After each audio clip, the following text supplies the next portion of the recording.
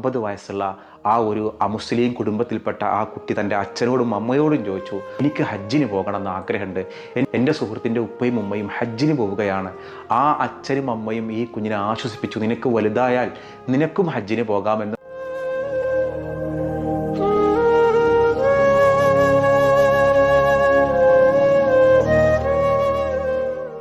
അദ്ദേഹം കല്യാണത്തിന് വേണ്ടി ഈ മാസം 25-ന് നാട്ടിൽ പോകാൻ വേണ്ടി ടിക്കറ്റ് എടുത്ത് എല്ലാ കാര്യങ്ങളും പറഞ്ഞ് ഉറപ്പിച്ച ഒരാളാണ്.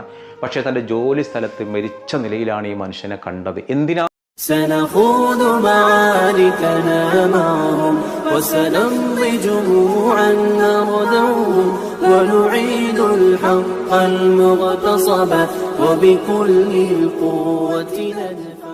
അസ്സലാമു അലൈക്കും, welcome back to Visal media. ഞാൻ ഫക്രുദ്ദീൻ ബന്താവൂർ. ഇന്ന് 2 കാര്യങ്ങൾ പങ്കുവെക്കാനുണ്ട്. അതിൽ ഒന്നാമത്തെ ഒരു കാര്യം, ഒരു 9 വയസ്സുള്ള ഒരു അമുസ്ലിം കുടുംബത്തിൽ ജനിച്ച ഒരു കുട്ടി. ആ കുട്ടിയുടെ ഗ്രാമത്തിൽ ഒരേ ഒരു മുസ്ലിം കുടുംബമാണ്, റാവുത്തർ കുടുംബം. ഒരിക്കൽ അവർ ഹജ്ജിന് പോകാൻ വേണ്ടിയുള്ള ഒരുക്കങ്ങൾ നടത്തിയപ്പോൾ ഈ 9 വയസ്സുള്ള കുട്ടിക്കൊരാഗ്രഹം. എന്തൊരു സന്തോഷമുള്ള ഒരു കാഴ്ചയാണല്ലേ. എവിടെയോ കിടക്കുന്ന ഒരു മരുഭൂമിയിലൊരു നാട്ടിൽ ഹജ്ജിന് പോവുക. എനിക്കും ഇങ്ങനെ ഹജ്ജിന് പോകാൻ കഴിയുമോ? ആ 9 വയസ്സുള്ള ആ ഒരു അമുസ്ലിം കുടുംബത്തിൽപ്പെട്ട ആ കുട്ടി തൻ്റെ അച്ഛനോടും അമ്മയോടും ചോദിച്ചു, എനിക്ക് ഹജ്ജിന് പോകണമെന്ന് ആഗ്രഹമുണ്ട്. എൻ്റെ സുഹൃത്തിൻ്റെ ഉപ്പയും ഉമ്മയും ഹജ്ജിന് പോവുകയാണ്. ആ അച്ഛനും അമ്മയും ഈ കുഞ്ഞിനെ ആശ്വസിപ്പിച്ചു, നിനക്ക് വലുതായാൽ നിനക്കും ഹജ്ജിന് പോകാമെന്ന് പറഞ്ഞ് അവരെ ആശ്വസിപ്പിച്ചു. ആ അച്ഛനമ്മക്ക് അറിയാം മുസ്ലിം ആവാതെ ഒരിക്കലും അത് കഴിയില്ല. പക്ഷേ അവൻ്റെ ആ കുഞ്ഞു മനസ്സ് നോവിക്കാതിരിക്കാൻ വേണ്ടി ആ അച്ഛനും അമ്മയും വളരെ പാവങ്ങളാണ്, അവനെ ആശ്വസിപ്പിക്കുന്ന വാക്കാ പറഞ്ഞത്. പക്ഷേ 10ാമത്തെ വയസ്സിൽ, ഈ കുഞ്ഞിൻ്റെ 10ാമത്തെ വയസ്സിൽ നിർഭാഗ്യം അവനെ വേട്ടയാടി അവൻ്റെ അച്ഛനും അമ്മയും മരിച്ചു. കർണാടകയിലെ ചിക്കമംഗളൂരിലാണ് ഈ സംഭവം. അതോടുകൂടി എല്ലാം നഷ്ടപ്പെട്ട, പഠനം നഷ്ടപ്പെട്ട ഈ 10 വയസ്സുകാരൻ നാട് വിട്ടു. അങ്ങനെ നാട് വിട്ട് പല സ്ഥലങ്ങളിലും അലഞ്ഞു, പല ഹോട്ടലുകളിലൊക്കെ ജോലിയെടുത്ത് അവസാനം ഉള്ളാൾ എന്ന് പറയുന്ന കർണാടകയിൽ ഒരു സ്ഥലമുണ്ടല്ലോ, അവിടെ എത്തി. അവിടുത്തെ ഒരു ഗ്രാമത്തിൽ വിവിധ വീടുകളിലൊക്കെ ജോലി ചെയ്തു. അങ്ങനെ ജീവിച്ചു പോന്നു. അങ്ങനെ യുവാവായിട്ട് മാറിയപ്പോൾ അവനക്ക് തോന്നി, ഇങ്ങനെ പോയാൽ പറ്റൂല, ഒരു കല്യാണമൊക്കെ കഴിക്കണം, നല്ലൊരു ജീവിതം കാണണം. അങ്ങനെ അവൻ ജോലി എടുക്കുന്ന മുസ്ലിം വീടുകളിലെ ആ ഒരു നല്ല സ്വഭാവങ്ങളും നല്ല സംസ്കാരങ്ങളൊക്കെ കണ്ടപ്പോൾ ഇവനക്കൊരാഗ്രഹം, മുസ്ലിം ആവണം എന്നൊരാഗ്രഹം തോന്നിയിട്ട് വീട്ടുകാരോട് പറഞ്ഞു, എനിക്ക് ഇസ്ലാം ആവാൻ എന്താ ചെയ്യേണ്ടത്? മലയാളികളായ കുടുംബമായതുകൊണ്ട് അവർ പറഞ്ഞു, അവർക്കറിയാവുന്ന കാര്യം അവർ പറഞ്ഞു, നിങ്ങൾ പൊന്നാനിയിൽ പോയിട്ട് അവിടെ മൗനത്തുൽ ഇസ്ലാം സഭ എന്ന് പറയുന്ന ഒരു കേന്ദ്രമുണ്ട്, അവിടെ പോയിട്ട് പറഞ്ഞാൽ അവരതിൻ്റെ സർട്ടിഫിക്കറ്റും കാര്യങ്ങളൊക്കെ തരും, നിങ്ങൾക്ക് ഇസ്ലാമിനെ കുറിച്ചൊക്കെ പഠിക്കാമെന്ന് പറഞ്ഞപ്പോൾ ഇവൻ ജോലിയൊക്കെ ഒഴിവാക്കി നേരെ ഉള്ളാളത്ത് നിന്ന് ഇവൻ നേരെ ബസ് കയറിയിട്ട് പൊന്നാനിയിലെത്തി. അങ്ങനെ ആ ഒരു യുവാവ് മുസ്ലിമായിട്ട് പേര് സ്വീകരിച്ചു, അബ്ദുള്ള എന്നുള്ള പേര് സ്വീകരിച്ചു. ആ ഹിന്ദു യുവാവ് ഈ ഹജ്ജിൻ്റെ കാര്യം, വീണ്ടും ഇസ്ലാം കാര്യം 5ആണ്, അതിൽ 5ാമത്തെ കാര്യമാണ് ഹജ്ജ്. അപ്പോൾ ഒരു പാഠം അവൻ പഠിച്ചു.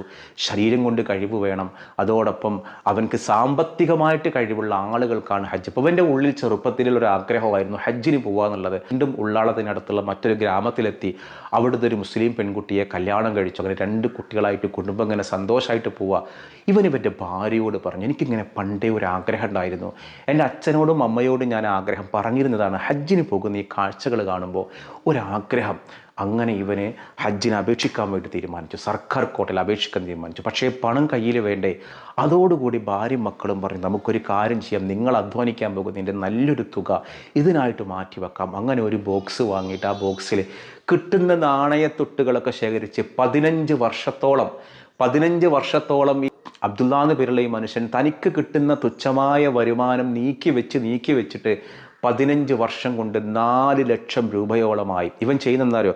നാണയത്തൊട്ടുകളും ചെറിയ തുകയുമൊക്കെ അപ്പുറത്തുള്ള മെഡിക്കൽ സ്റ്റോറിലോ പെട്രോൾ പമ്പിലോ കൊണ്ടുപോയി കൊടുത്തിട്ട് അവിടെ നിന്ന് വലിയ നോട്ടുകളാക്കി വാങ്ങി ശേഖരിച്ചു വെക്കും. പിന്തുണയായിട്ട് ആ ഭാര്യയുണ്ട്, മക്കളുണ്ട്. 4 ലക്ഷം ആവാൻ കുറച്ചും കൂടിയും കാശിൻ്റെ ബാക്കിയുണ്ട്. ആരോടെങ്കിലും കടം ചോദിക്കാൻ പറ്റുമോ? കുടുംബക്കാരാണെങ്കിലില്ല. ഭാര്യയുടെ വീട്ടുകാരും വളരെ പച്ചപ്പാവങ്ങൾ. അപ്പോൾ ഭാര്യ പറഞ്ഞു, നിങ്ങൾ ചെലവിന് തരുന്ന കാശ് കൊണ്ട് എടുത്തു വെച്ചിട്ട് നിങ്ങളുടെ ഈ ആഗ്രഹം പൂർത്തീകരിക്കാൻ പടച്ച റബ്ബ് നിങ്ങളെ സഹായിക്കുമെന്ന് പറഞ്ഞു.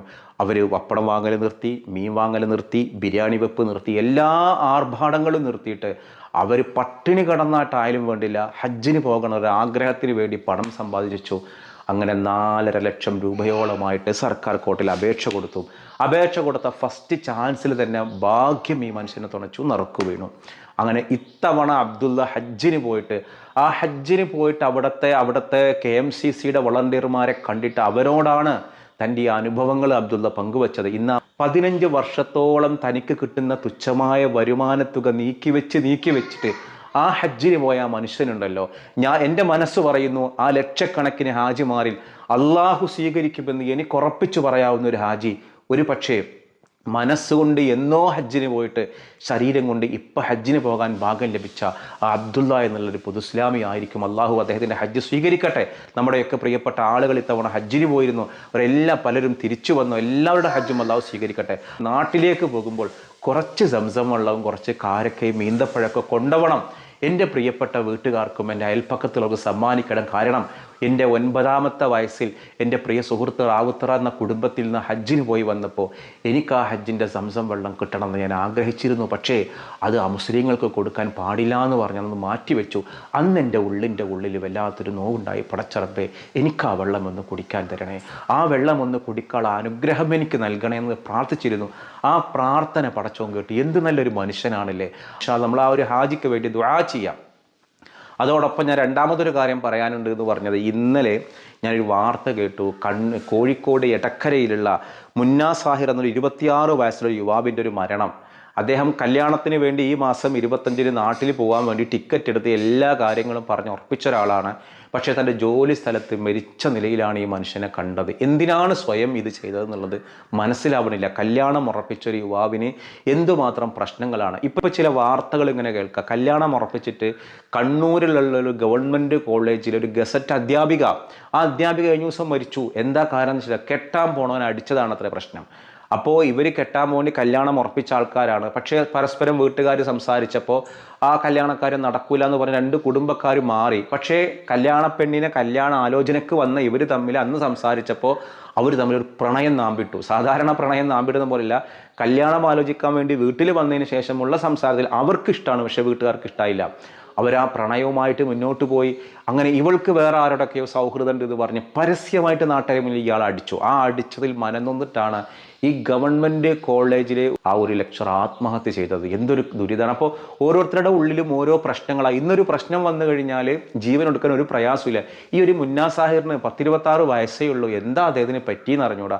അള്ളാഹു അതിന് മഗ്ഫിറത്ത് കൊടുക്കട്ടെ, മർഹമത്ത് കൊടുക്കട്ടെ. എൻ്റെ നാട്ടിലും അടുത്തും ഇതുപോലെ സംഭവം ഉണ്ടായി. അതായത് ഒരു ഗൾഫിലുള്ള ഒരാൾ തന്നെയാണ്.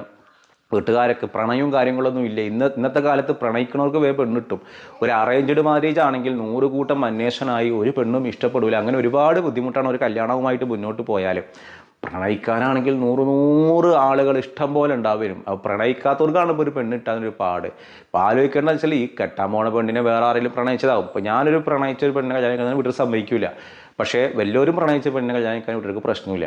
അപ്പോൾ ഇവനെന്ത് ചെയ്തു, കല്യാണമൊക്കെ ഉറപ്പിച്ചൊരു നല്ലൊരു കുടുംബത്തിൽ നിന്നൊരു കാര്യങ്ങളൊക്കെ പോയി, പെങ്ങന്മാരൊക്കെ പോയി മിഠായിയൊക്കെ കൊടുത്തു. അങ്ങനെ ഇവന് ഐഫോൺ തന്നെ കൊടുത്തത്, പെണ്ണിന് ഐഫോണൊക്കെ കൊടുത്തു. ഇവൻ്റെ കയ്യിൽ പോലും ഐഫോണില്ല. അങ്ങനെ വിളിച്ച് ഭയങ്കര സൗഹൃദമായി. ഈ സൗഹൃദം ഇവളെന്ന് പറഞ്ഞ രണ്ടാമത്തേനൊക്കെ ഇവരെ ഭയങ്കരമായിട്ട് പ്രകോപിപ്പിക്കും. കാരണം ഞാൻ അങ്ങനെ ചെയ്യില്ല, നിങ്ങൾ ആണുങ്ങൾ എന്താ ഇങ്ങനെ, ആണുങ്ങൾക്ക് പ്രത്യേകത ഉണ്ടോ, അതായത് ഇവനെ പ്രകോപിപ്പിക്കുക. ഇവനെ സംബന്ധിച്ചോളം ഇവനൊരു പാവം, പച്ച പാവാണ്. ഈ കെട്ടാൻ പോണ പെണ്ണാണെങ്കിൽ ഭയങ്കര അതിസാമർത്ഥ്യക്കാരിയാണ്. രണ്ടും ഒരിക്കലും ഒത്തുപോകാത്ത 2 പ്രകൃതങ്ങളാണ്. ഇവർക്ക് ഭയങ്കര ടെൻഷനായി. ഇങ്ങനൊരു ആണാണോ, അതാണോ, ഇതാണോ.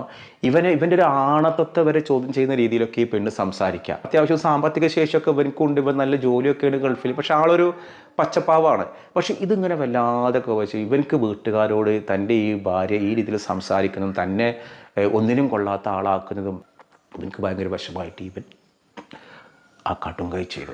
കടുങ്കൈ ചെയ്തതിന് ശേഷമാണ് വീട്ടുകാർ ഇവൻ്റെ ഫോണിൽ നിന്ന് വിവരങ്ങൾ അറിയണം. അപ്പം എന്തിനാണ് ചെയ്യുന്നത്? വേണ്ടെങ്കിൽ അള്ളാഹ് ഓനെ സൃഷ്ടിച്ചത് ആ പെണ്ണിനെ കണ്ടിട്ടോ ഈ ചെക്കനെ കണ്ടിട്ടോ അല്ലല്ലോ. ഇപ്പോഴത്തെ ഒരു തലമുറയിലെ ആൾക്കാരാണ്. പ്രശ്നങ്ങൾ വന്നു കഴിഞ്ഞാൽ നേരെ ചെന്നിട്ട് എന്ത് ചെയ്യും, ഇത് അവസാനിപ്പിക്കുക.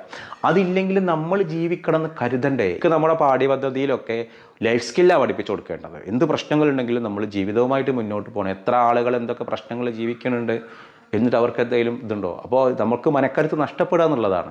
ഞാനൊന്ന് ചോദിക്കുന്നൊരു ചോദ്യം, നമ്മുടെ സംസ്ഥാനത്തിന് ഒഫീഷ്യലായിട്ട് പക്ഷികളുണ്ട്, മൃഗങ്ങളുണ്ട്, മത്സ്യങ്ങളുണ്ട്, അങ്ങനെ ഓരോന്നുണ്ട്. മത്സ്യം എന്ന് പറഞ്ഞാൽ കരിമീനാണ്. അപ്പോൾ നമ്മുടെ സംസ്ഥാനത്തിൻ്റെ ഒഫീഷ്യൽ പാനീയം ഏതാണെന്നാണ് ചോദ്യം. ഞാൻ 2-3 കാര്യങ്ങൾ പറഞ്ഞുതരാം. ക്ലൂ വേണ്ടല്ലോ അല്ലേ? ഇതിന് ഞാൻ ക്ലൂ തന്ന മോശമാണ്. നമ്മുടെ സംസ്ഥാനത്തിൻ്റെ ഒഫീഷ്യൽ പാനീയം ഞാൻ വേണമെങ്കിൽ അതിൻ്റെ ഒരു ഹിന്ദി പറഞ്ഞുതരാം. നാരിയൽ കാ പാനി. ഇനി ഹിന്ദി അറിയുന്നവർക്ക് ഇതുകൊണ്ട് ആൻസർ പറയാൻ കഴിയും. അപ്പോൾ എന്താണ് നമ്മുടെ സ്റ്റേറ്റിൻ്റെ, കേരളത്തിൻ്റെ ഒഫീഷ്യൽ പാനീയങ്ങൾ? അതാണ് നിങ്ങൾ ഉത്തരം എഴുതേണ്ടത്. മറ്റൊരു ദിവസം മറ്റൊരു വീഡിയോയുമായി വീണ്ടും കാണാം.